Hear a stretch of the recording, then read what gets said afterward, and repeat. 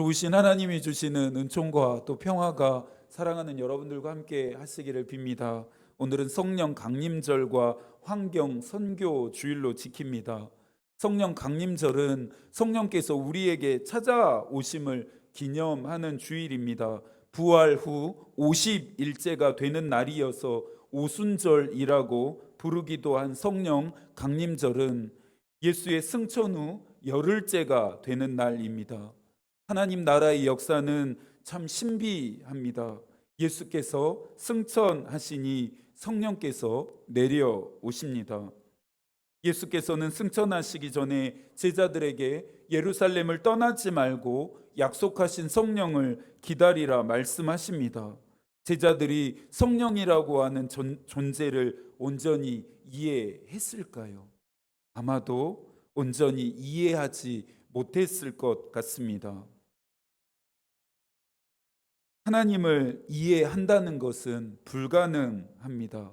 칼빈은 그의 본질은 이해할 수 없다. 따라서 그의 신성은 전적으로 모든 인간적인 감각들로부터 떨어져 있다라고 말했습니다. 누군가 하나님에 대해 잘 아는 것처럼 확신을 가지고 말한다면 어쩌면 그 사람은 하나님에 대해 정말로 모르는 자일 수도 있습니다.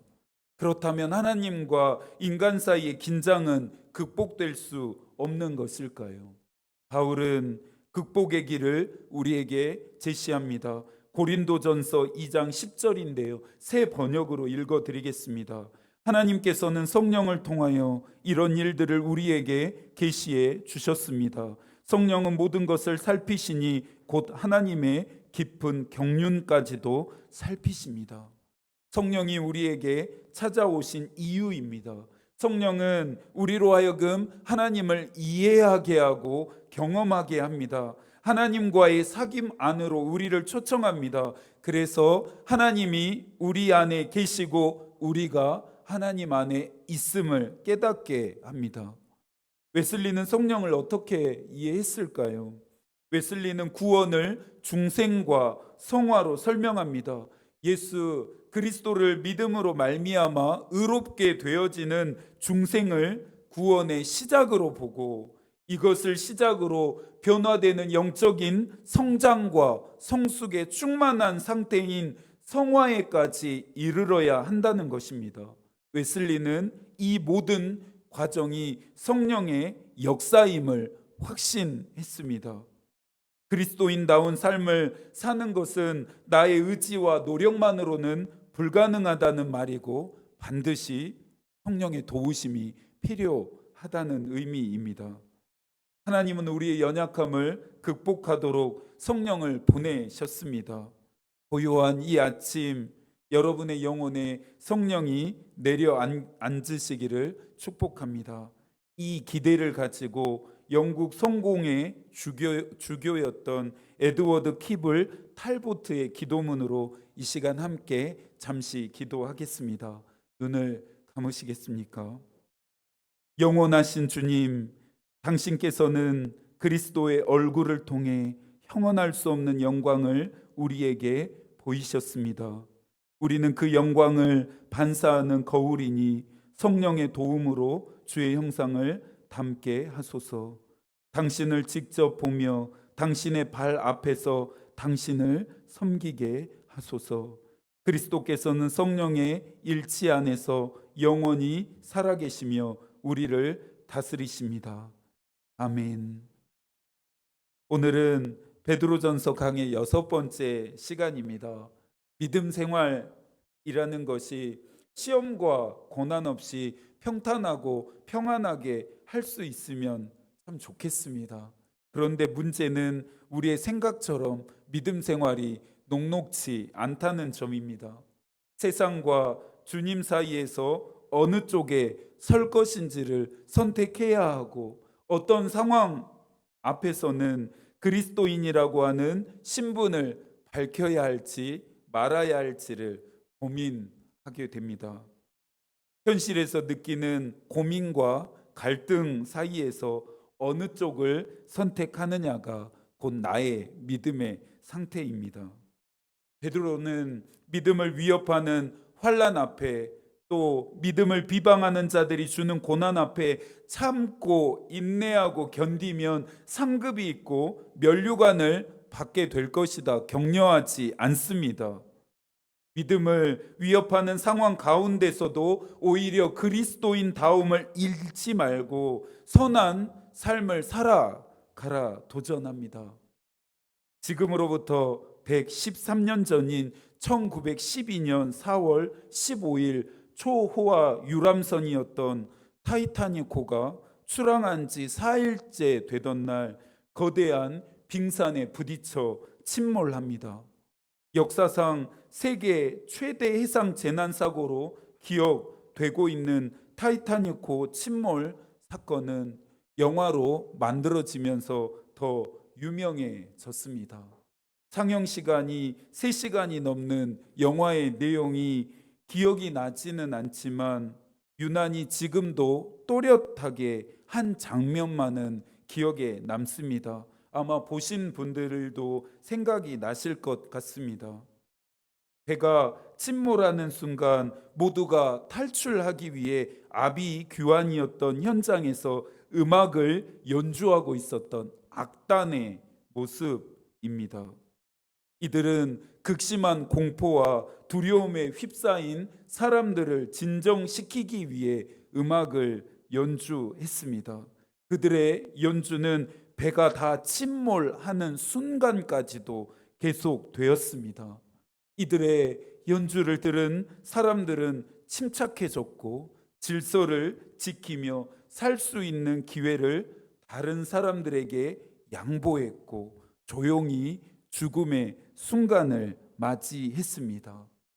월리스 하틀리, 당시 악단을 이끌었던 악장의 이름입니다.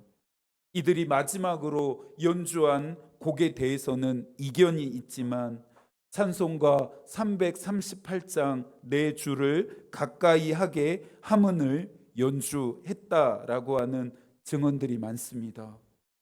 배가 침몰한 후에 8명의 악단들 가운데 유일하게 월리스 하틀리의 시신만을 수습하게 되었습니다. 죽음의 위협은 선원과 승객들에게만 찾아오지 않았습니다. 악단들에게도 찾아왔습니다. 이들의 모습에서 품격이라는 것을 보았습니다.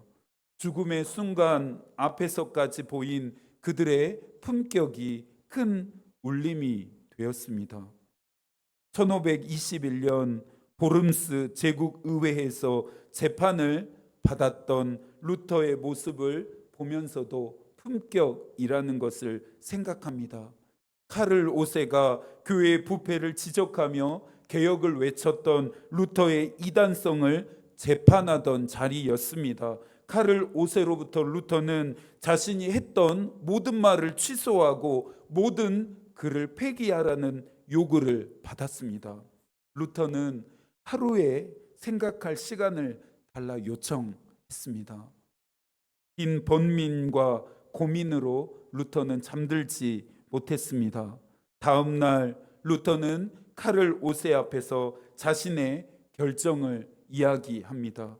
나의 양심은 하나님의 말씀에 사로잡힌 바 되었고 내가 인용한 성경 말씀에 순종하고 있습니다.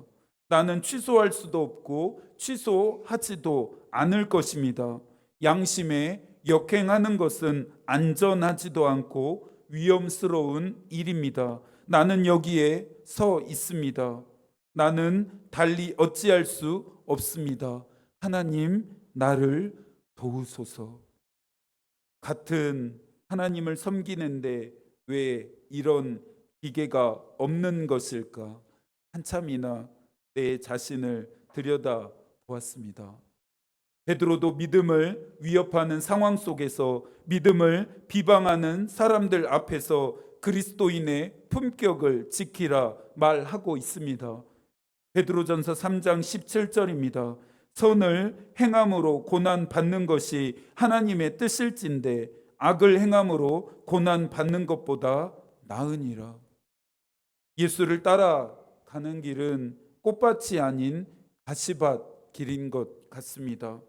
예수께서도 당신이 가시는 길이 좁은 길이기에 자신을 부인하고 십자가를 지고 따르라 말씀하십니다. 하나님의 뜻을 따라 살고 선한 삶을 살아가려다 보면 고난은 피할 수 없습니다. 불편과 불이익과 손해와 비방과 비난과 희생 등은 어쩌다가가 아닌 매일 만나야 하는 오르막일 수도 있습니다. 넘치는 복을 받고 평안한 삶을 살기를 기대하면서 믿음 생활을 하고 있다면 그냥 세상으로 돌아가십시오. 오히려 여러분들이 기대하는 복과 평안은 세상에서 더 빨리 그리고 더 쉽게 찾을 수 있을지도 모릅니다. 그러나 하나님의 뜻을 이루기 위해 선을 행하는 삶을 살기로 결단하셨다면 타협하지 마십시오. 물러서지도 말고 뒤돌아보지 마십시오. 베드로 전서를 통해 그리스도인의 정체성을 발견해 가고 있는데요. 3장 후반부에서 발견하는 그리스도인의 정체성은 생명을 사랑하고 좋은 날을 보기 원하는 자입니다. 우리가 아는 베드로가 어떻게 이런 아름다운 표현을 할 수 있을까요? 이것 역시 성령의 역사일 것입니다. 우리는 생명을 사랑하고 좋은 날을 보기 원하는 자들입니다. 그렇다면 생명을 사랑하고 좋은 날을 보기 원하는 자들은 어떤 삶을 살아야 하는지를 질문해야겠죠. 8절과 9절의 말씀을 함께 읽습니다. 마지막으로 말하노니 너희가 다 마음을 같이하여 동정하며 형제를 사랑하며 불쌍히 여기며 겸손하며 악을 악으로 욕을 욕으로 갚지 말고 도리어 복을 빌라. 이를 위하여 너희가 부르심을 받았으니 이는 복을 이어받게 하려 하심이라.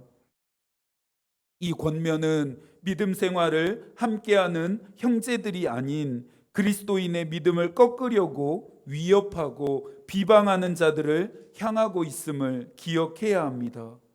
우리가 살아가는 세상은 마음을 같이 하지 않고 동정하지 않으며 형제를 사랑하지 않습니다. 자신만을 생각하고 자기의 편리와 이익을 위해서는 다른 사람과 자연까지도 수단과 도구로 삼으면서 짓밟고 파괴하는 악마적인 정신에 물들어 있습니다. 다른 사람을 불쌍히 여기지도 않고 겸손하지도 않습니다. 거칠고 무정하면서 겸손은 어리석음이고 무능이라 말합니다. 악을 당하면 몇 배의 악으로 욕은 더한 욕으로 갚는 것이 세상의 방식입니다.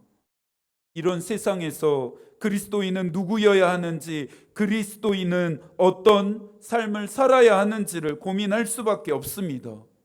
오늘 베드로의 권면은 세상의 방식을 거스르는 저항입니다. 그리스도인은 마음을 같이하고 서로를 동정하고 서로를 사랑하며 서로에게 자비로우며 겸손해야 합니다. 악을 악으로 갚지 않고 모욕을 모욕으로 되갚지 않으며 오히려 복을 빌어주는 사람들입니다. 하나님이 주신 복을 골고루 나누어 주는 사람들입니다. 이것이 그리스도인 된 우리의 품격이어야 합니다. 이 품격은 믿음 생활을 함께하는 형제들에게도 보일 수 있어야 합니다. 여러분은 선한 사람입니까? 아니면 독한 사람입니까? 은혜의 빚진 자들이 왜 이렇게 거칠고 퍽퍽하고 냉랭한 것일까요? 언제부터 그리스도의 몸인 공동체가 세상과 다를 바 없는 곳으로 전락해 버린 것일까요? 가장 큰 책임은 목사인 저에게 먼저 물어야 할 것입니다. 저도 베드로의 권면 앞에 떳떳하지는 못합니다. 오늘 함께 예배드리는 내 곁에 앉아있는 누군가는 하나님 나라를 향해 가는 길에서 만난 이웃이고 친구입니다. 잠언 기자는 친구는 서로의 얼굴을 빛나게 해주는 존재라 말합니다. 그리스도인은 나만 빛나려고 애쓰지 않고 내 빛만을 뽐내려고 노력하지도 않고 오히려 내 빛을 줄이고 내 빛을 꺼트리며 다른 사람을 빛나게 합니다. 아침마다 교회를 위해 기도할 때 제가 빼놓지 않고 하는 기도의 내용이기도 합니다. 예수께서 말씀하신 것처럼 우리가 서로 사랑하는 모습을 보며 사람들이 우리를 그리스도의 제자로 인정하게 되는 것을 꿈꾸며 기도합니다. 사랑하는 여러분, 마음을 같이 하기를 힘쓰고 서로를 불쌍히 여기며 사랑하십시오. 서로에게 자비롭고 겸손하십시오. 보복이나 되갚음보다 복을 빌어 주십시오. 이런 마음이면 모든 사람과 친구가 될 수 있습니다. 이런 자들이 모인 곳에는 그리스도도 함께 하십니다. 베드로가 이해하는 그리스도인의 삶의 방식은 선을 행함입니다. 11절에서 선을 행하고 13절에서 선을 행하면 16절에서 그리스도 안에 있는 너희의 선행을 16절은 선을 행함으로 대표적으로 16절을 함께 읽겠습니다. 선한 양심을 가지라. 이는 그리스도 안에 있는 너희의 선행을 욕하는 자들로 그 비방하는 일에 부끄러움을 당하게 하려 함이라. 바울도 로마서 12장 17절에서 말합니다. 아무에게도 악을 악으로 갚지 말고 모든 사람 앞에서 선을 도모하라. 아침 기도의 시간에 여호수아서 강해가 진행되고 있습니다. 아브라함과 하신 약속이 그의 후손들에게 실제적으로 이루어지는 것을 보고 있는데요. 약속하신 가나안 땅은 그냥 주어지지 않고 이스라엘 백성들이 싸워서 차지해야 했습니다. 정식적인 군대가 없고 제대로 된 무기도 없으니 전략이나 전술이 있을 리가 만무합니다. 그런데 이스라엘 백성들은 계속해서 승리했습니다. 전쟁이 하나님께 속했기에 자신들의 방법이 아닌 하나님의 방식으로 싸운 것입니다. 패배했던 순간들은 이 원리를 무시할 때였습니다. 세상과 똑같은 방식으로는 세상을 이길 수 없습니다. 든든한 갑옷과 강력한 무기로 중무장했던 골리앗 앞에 섰던 다윗이 가진 무기는 여호와의 이름과 매끄러운 돌 5개가 전부였습니다. 누가 이겼습니까? 다윗이 이겼습니다. 베드로는 그리스도인의 선한 행실의 근거를 예수 그리스도에게서 찾았습니다. 의인이었던 예수께서는 불의한 자들을 하나님께 인도하시려고 죽으십니다. 15절도 함께 읽습니다. 너희 마음에 그리스도를 주로 삼아 거룩하게 하고 너희 속에 있는 소망에 관한 이유를 묻는 자에게는 대답할 것을 항상 준비하되 온유와 두려움으로 하고.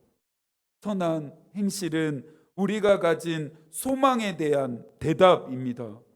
베드로는 선한 행실을 통해 살아계신 하나님을 증거함이 그리스도인의 소명이다 말하면서 이 소명을 따르는 자들은 하나님이 주시는 복을 유업으로 받게 된다 말합니다.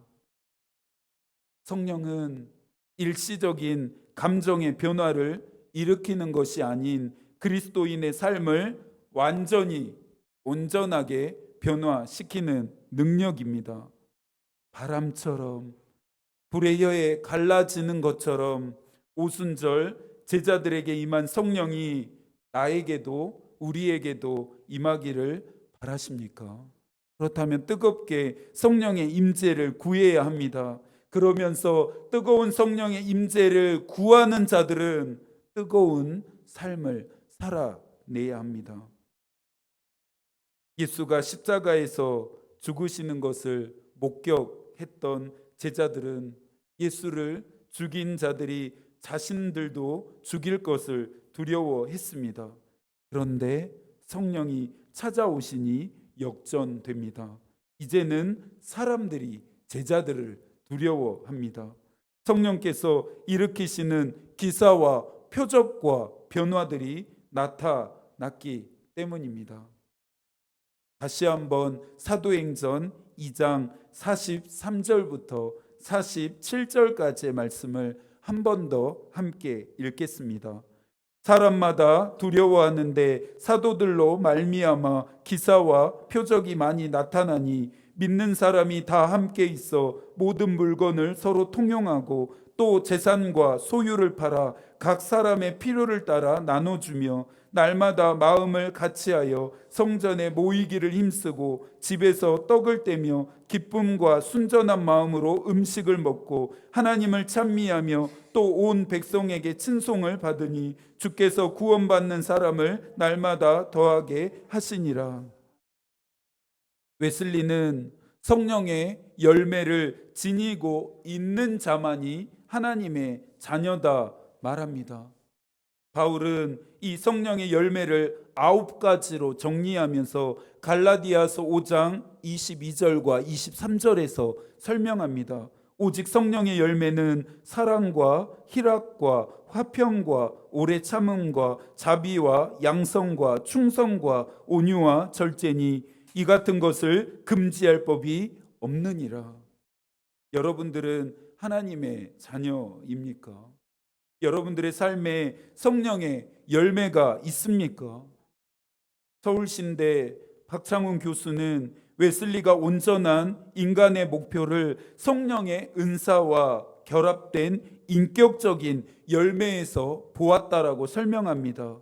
즉, 덕 있는 삶과 그 선한 행위로 본 것인데요. 그리스도인은 성령을 통해서 하나님과 교통하고 예수 그리스도와 연합합니다. 이 교통과 연합을 통해서 그리스도인은 변화되고 하나님의 자녀가 된다는 것이 그의 설명입니다. 세상을 이기고 이웃을 섬기는데 사용하지 않는 성령의 능력은 소각됩니다. 베드로가 권면하는 선한 삶을 사는 것은 성령의 역사입니다. 11절의 말씀을 나누면서 오늘의 말씀을 가름하겠습니다. 새 번역으로 읽어드리겠습니다. 악에서 떠나 선을 행하며 평화를 추구하며 그것을 쫓아라. 이 말씀을 따라 허락하신 한 주를 살아가실 수 있기를 바랍니다.